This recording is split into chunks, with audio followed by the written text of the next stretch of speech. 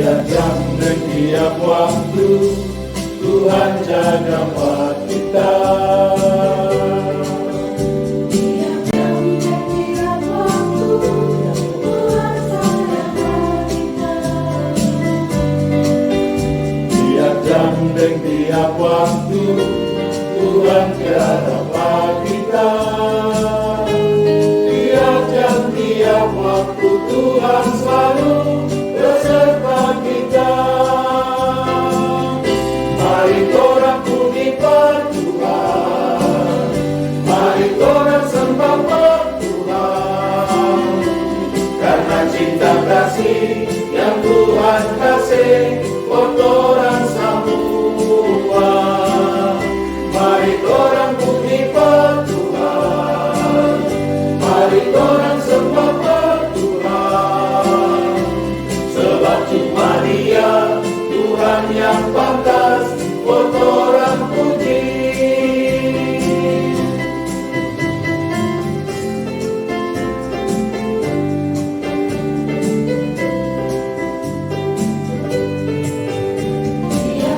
dan tiap waktu Tuhan jaga kita. Tiap jam dan tiap waktu Tuhan sayang kita. Tiap jam dan tiap waktu Tuhan jaga kita. Tiap jam tiap waktu Tuhan selalu beserta kita.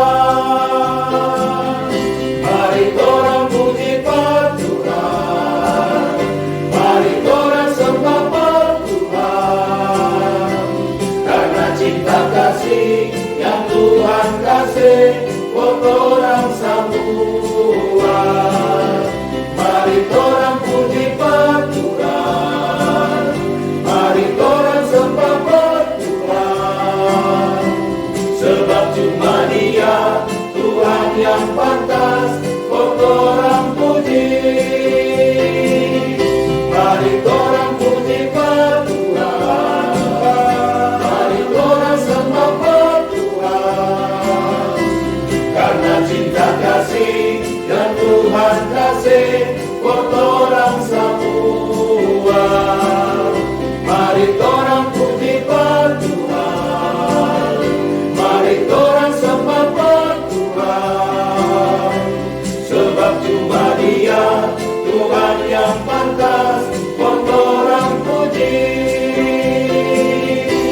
Sebab cuma Dia Tuhan yang pantas buat orang puji.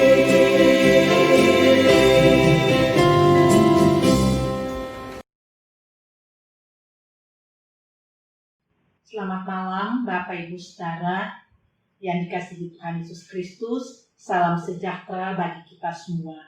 Selamat bertemu kembali dalam siaran Night Call GPIB. Kita akan mendengarkan kebenaran firman Tuhan melalui pembacaan Alkitab. Saya Pendeta Emeritus Nyonya Niske Mualopis yang akan memberitakan firman Tuhan.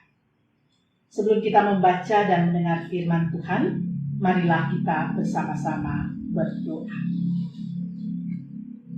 Ya Tuhan, saatnya bagi kami untuk membaca dan mendengar firman-Mu. Pimpinlah kami dengan Roh Kudus, agar kami dapat mengerti firman Tuhan dan memberlakukannya dalam hidup kami sebagai kesaksian kami kepada dunia ini. Amin. Bacaan malam ini diambil dari kitab Hakim-Hakim 4 ayat 10-24. Barak mengerahkan suku Zebulon dan suku Naftali ke Kedes, maka 10.000 orang maju mengikuti dia. Juga Deborah maju bersama-sama dengan dia. Adapun Heber, orang Keni itu, telah memisahkan diri dari suku Keni, dari anak-anak Hobab, ipar Musa, dan telah berpindah-pindah memasang kemahnya sampai ke pohon Tarbantin di Zanaim yang dekat Kedesh. Setelah dikabarkan kepada Sisera bahwa Barak bin Abinoam telah maju ke Gunung Tabor, dikerahkannyalah segala keretanya, 900 kereta besi, dan seluruh rakyat yang bersama-sama dengan dia dari Haroset Hagoyim ke sungai Kison. Lalu berkatalah Deborah kepada Barak, "Bersiaplah, sebab inilah harinya Tuhan menyerahkan Sisera ke dalam tanganmu. Bukankah Tuhan telah maju di depan engkau?" Lalu turunlah Barak dari Gunung Tabor, dan 10.000 orang mengikuti dia. Dan Tuhan mengacaukan Sisera serta segala keretanya dan seluruh tentaranya oleh mata pedang di depan Barak, sehingga Sisera turun dari keretanya dan melarikan diri dengan berjalan kaki. Lalu Barak mengejar kereta-kereta dan tentara itu sampai ke Haroset Hagoyim, dan seluruh tentara Sisera tewas oleh mata pedang. Tidak ada seorang pun yang tinggal hidup.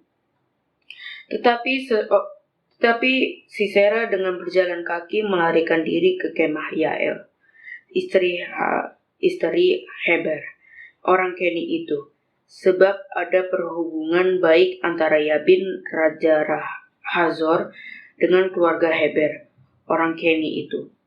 Yael itu pun keluar mendapatkan Sisera dan berkata kepadanya, "Singgahlah, tuanku, silakan masuk, jangan takut." Lalu singgahlah ia ke dalam kemah perempuan itu, dan perempuan itu menutupi dia dengan selimut. Kemudian berkatalah ia kepada perempuan itu, "Berilah kiranya aku minum air sedikit, aku haus." Lalu perempuan itu membuka kirbat susu. Diberinyalah dia minum dan diselimutinya pula. Lagi katanya kepada perempuan itu, "Berdirilah di depan pintu kemah, dan apabila ada orang datang dan bertanya kepadamu, 'Ada orang di sini?' maka jawablah, 'Tidak ada.'" Tetapi Yael, istri Heber, mengambil patok kemah, diambilnya pula, lalu mendekatinya diam-diam, lalu dilantaknyalah patok itu masuk ke dalam pelipisnya sampai tembus ke tanah, sebab ia telah tidur nyenyak karena lelahnya. Maka matilah orang itu. Pada waktu itu muncullah Barak yang mengejar Sisera. Keluarlah Yael mendapatkan dia dan berkata kepadanya, "Mari, aku akan menunjukkan kepadamu orang yang kau cari itu." Lalu masuklah Barak ke dalam, dan tampaklah Sisera mati tergeletak dengan patok dalam pelipisnya. Demikianlah Allah pada hari itu menundukkan Yabin, raja Kanaan, di depan orang Israel. Dan kekuasaan orang Israel kian keras menekan Yabin, raja Kanaan, sampai mereka melenyapkan Yabin, raja Kanaan itu. Demikianlah firman Tuhan. Tema pemberitaan firman Tuhan malam hari ini, aktif berjuang bersama Tuhan. Ada kata-kata bijak yang berbunyi, hidup adalah perjuangan. Sejak semula Tuhan menciptakan manusia, bukanlah sekedar untuk ada, tetapi untuk bekerja, untuk berjuang, untuk maju dan meraih cita-cita. Dan hidup yang berjuang bukanlah hidup yang mudah. Dalam perjuangan itu, manusia juga bukan seorang diri. Tuhan menghadirkan orang lain atau sesama yang menjadi kawan sekerja kita. Dan dalam perjuangan itu, Tuhanlah pemimpin sejati kita. Pembacaan kita malam hari ini memberitakan kepada kita bahwa sesudah Hakim Ehud meninggal, maka bangsa Israel kemudian kembali lagi melakukan apa yang jahat di mata Tuhan. Sehingga Tuhan menyerahkan mereka ke dalam tangan Yabin, yaitu Raja Kanaan, dengan panglima tentaranya Sisera. Sisera yang memiliki 900 kereta besi dan selama 20 tahun Sisera menindas orang Israel dengan keras. Dalam situasi penderitaan yang berat itu, bangsa Israel kembali berseru kepada Tuhan. Tuhan berkenan atas seruan Israel, dan Tuhan hendak melepaskan Israel dari penindasan yang berat itu. Tuhan berkenan memakai manusia sebagai alat di dalam tangan Tuhan. Melalui pembacaan kita malam hari ini dari kitab Hakim-Hakim 4, kita mencatat ada 3 orang yang dipakai oleh Tuhan dengan latar belakang mereka masing-masing. Pertama, Deborah. Deborah adalah seorang perempuan yang pada masa itu menjadi seorang nabiah dan juga sebagai seorang hakim perempuan di Israel. Ia seorang nabi, mediator, penasehat, atau konselor yang baik. Deborah punya pengaruh yang luar biasa, walaupun saat itu adalah zaman patriark. Deborah tidak merasa rendah diri. Ia mengerjakan tugasnya dengan penuh tanggung jawab. Ia tidak menonjolkan diri. Ia pun tidak haus kekuasaan. Ia tidak haus pujian. Sebaliknya, dengan rendah hati, ia menerima panggilannya dengan penuh tanggung jawab untuk melakukan kehendak Tuhan. Ia mengembalikan segala pujian hanya kepada Tuhan. Yang kedua, Barak. Deborah memanggil Barak untuk maju melawan tentara Israel. Perintah Deborah kepada Barak untuk berperang menghadapi Sisera direspons dengan baik oleh Barak. Barak setuju dan bersedia mengikuti perkataan Deborah, asalkan Deborah ikut bersama dalam peperangan tersebut. Jawab Barak kepada Deborah, "Jika engkau turut maju, aku pun maju. Tapi jika engkau tidak turut maju, aku pun tidak maju." Tidak jelas apa yang menjadi alasan Barak. Mungkin Barak tidak terlalu yakin dengan kekuatan bangsa Israel yang ada untuk melawan pasukan Sisera dengan kereta perang yang sangat banyak dan dengan peralatan perang yang mutakhir dari Raja Yabin. Pasti Barak mengenal dengan baik siapa Deborah. Seorang hakim, tapi juga seorang nabiah. Itu berarti bahwa Barak juga mendapatkan topangan rohani, topangan iman. Yang menarik adalah pernyataan Deborah kepada Barak. Pertama, bukankah Tuhan Allah Israel memerintahkan demikian? Majulah, bergeraklah menuju Gunung Tabor dengan membawa 10.000 orang, Bani Naftali dan Bani Sebulon bersama-sama dengan engkau. Kedua, dan aku, Tuhan, akan menggerakkan Sisera, panglima tentara Yabin, dengan kereta-keretanya dan pasukan-pasukannya menuju engkau ke sungai Kison. Dan aku, Tuhan, akan menyerahkan dia ke dalam tanganmu. Ini berarti bahwa Tuhanlah yang menyertai dan menyerahkan tentara-tentara dan panglima perang Kanaan kepada Israel. Di balik peperangan itu, Tuhanlah yang bekerja. Deborah bersedia untuk bersama dengan Barak. Tetapi Deborah katakan bahwa Barak tidak akan mendapat kehormatan dalam perjalanan yang ia lakukan.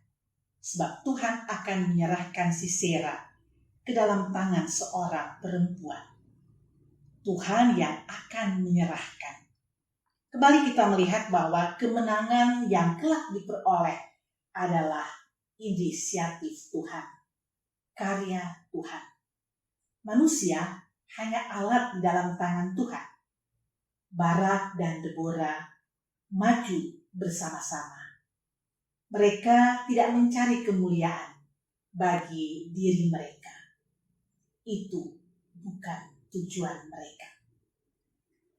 Deborah menyemangati Barak. Bersiaplah, sebab inilah hari yang Tuhan menyerahkan Sisera ke dalam tanganmu. Bukankah Tuhan telah maju di depan engkau? Tuhan telah maju di depan. Tuhan menyerahkan Sisera, musuh, ke dalam tangan Barak. Dan Tuhan mengacaukan Sisera serta segala keretanya dan seluruh tentaranya oleh mata pedang di depan Barak. Sehingga Sisera turun dan melarikan diri dengan berjalan kaki. Sisera mencari keselamatan bagi dirinya sendiri. Seluruh tentara Sisera tewas, dan Sisera yang berlindung ke rumah Heber. Heber punya hubungan yang baik dengan Yabin, Raja Kanaan. Pikiran Sisera pasti di rumah Heber dia aman. Tetapi ternyata Yael, istri Heber, mematok pelipis dan kepala Sisera, dan matilah Sisera. Ketiga, Yael. Siapakah Yael? Ia seorang perempuan biasa, seorang istri, seorang ibu rumah tangga. Dia tidak punya jabatan apapun di tengah masyarakat.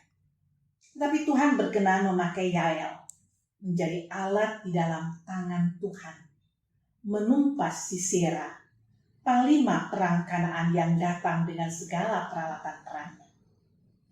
Hal ini menunjukkan kalau Tuhan mau pakai siapa saja menjadi alat di dalam tangan Tuhan, tidak ada yang tidak mungkin. Bapak, Ibu, Saudaraku yang dikasihi Tuhan, pesan apakah yang mau disampaikan kepada kita sekalian lewat firman Tuhan di malam hari ini? Yang pertama, dari Deborah kita belajar bahwa kemampuan yang ada pada Deborah bukan berasal dari dirinya, bukan dari kehebatannya, tetapi karena Deborah memiliki relasi yang baik dengan Tuhan. Sebagai seorang nabiah, Tuhan memakai ia untuk menyampaikan kehendak Tuhan. Di masa yang sulit, Tuhan menghadirkan Bapak, Ibu, Saudara, dan saya, menghadirkan kita sekalian menjadi alat di dalam tangan Tuhan untuk menyatakan kehendak Tuhan, menyatakan pertolongan Tuhan dan keselamatan daripada Tuhan. Kedudukan dan kuasa yang dipercayakan sebagai seorang hakim dan nabiah tidak membuat ia lupa diri, tapi kedudukan dan kuasa itu dipakai untuk melayani Tuhan. Ini menjadi teladan bagi kita semua, dan lewat keteladanannya, maka ia dapat menasehatkan Barak bahwa keberhasilan yang diperoleh adalah karya Tuhan. Oleh karena itu, jangan mengambil kemuliaan Tuhan bagi diri sendiri. Kemuliaan adalah bagi Tuhan. Hal yang kedua, kita diingatkan bahwa kita harus menempatkan Allah berjalan di depan kita. Allah yang berjalan di depan kita berarti Allah yang akan menuntun sepanjang jalan hidup kita, usaha kita, pekerjaan kita, terlebih pelayanan kita. Kalau tanpa Allah, maka segala usaha kita, sehebat apapun, akan gagal. Oleh karena itu kita harus sungguh-sungguh berusaha untuk terbuka bagi pimpinan Allah yang terjadi terus-menerus dalam kehidupan kita. Yang ketiga, Tuhan dapat memakai siapa saja menjadi alat di dalam tangan Tuhan. Ia dapat memakai seorang yang sederhana seperti Yael, seorang perempuan biasa, seorang ibu rumah tangga, seseorang yang mungkin tidak diperhitungkan oleh manusia, oleh kita. Tapi kalau Tuhan mau pakai siapa saja, tidak ada yang mustahil. Dan yang keempat, yang terakhir, dalam segala keberhasilan kita, ingatlah bahwa kemuliaan itu hanya bagi Tuhan. Di masa pandemi COVID-19, yang kita juga belum tahu sampai kapan situasinya menjadi lebih baik. Ketika kita memasuki apa yang didengungkan new normal life, yang membawa dampak dalam penata layanan dan kesaksian kita.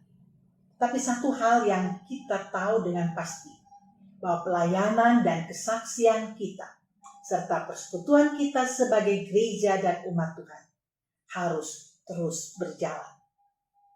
Kita mau terus berjalan dengan tuntunan firman Tuhan, seperti yang kita dengar malam ini. Bukankah Tuhan telah maju di depan kita? Amin.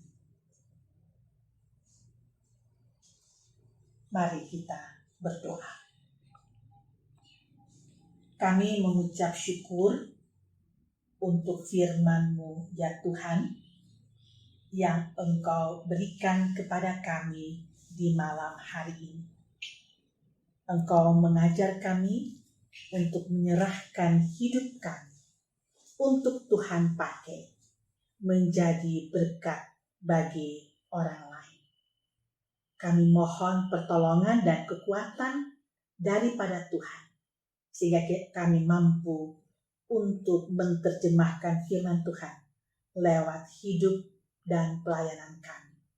Kami mohon berkat-Mu untuk semua pelayan-pelayan Tuhan yang Tuhan hadirkan di pos-pos pelayanan dan kesaksian GPIB. Terima kasih Tuhan, kami serahkan hidup kami malam hari ini dalam tangan Tuhan. Amin. Selamat malam, Tuhan memberkati.